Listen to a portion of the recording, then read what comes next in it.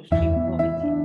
10 years ahead of its Beijing has waged a brutal crackdown against Uyghurs and other ethnic groups in the region, under what has been described as a war on terror. Bachelet said her concerns included a lack of independent judicial oversight, allegations of the use of force within institutions, and restrictions on religious practice. In the Xinjiang Uyghur Autonomous Regions, I have raised questions and concerns about the application of counterterrorism and de-radicalization measures under broad application, particularly their impact on the right of Uyghurs and other predominantly Muslim minorities. While I'm unable to assess the full scale of the BETCs, I raised with the government the lack of independent judicial oversight of the operation of the program, the reliance by law enforcement officials on 15 indicators to determine tendencies towards violent extremism, allegations of the use of force and ill treatment in institutions, and reports of unduly severe restrictions on legitimate religious practices. She said the government had assured her the program of so-called vocational education and training centers was no longer running.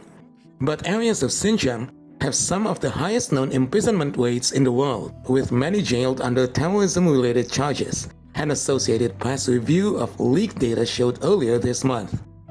I share the concerns of a number of UN human rights mechanisms about laws and policies to counter terrorism and radicalism and their application. Violent acts of extremism have a terrible, serious impact on the lives of victims, including those tasked to protect the community. But it is critical that counter-terrorism responses do not result in human rights violations. The application of relevant laws and policies and any mandatory measures imposed on individuals need to be subject to independent judicial oversight with greater transparency of judicial proceedings, and all victims must be able to seek redress. Meanwhile, Bachelet highlighted Beijing's tremendous progress in alleviating poverty and introducing universal healthcare.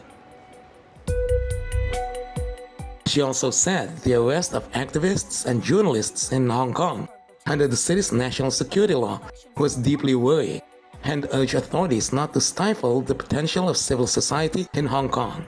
The Hong Kong Special Administrative Region has long been respected as a center for human rights and independent media in the region.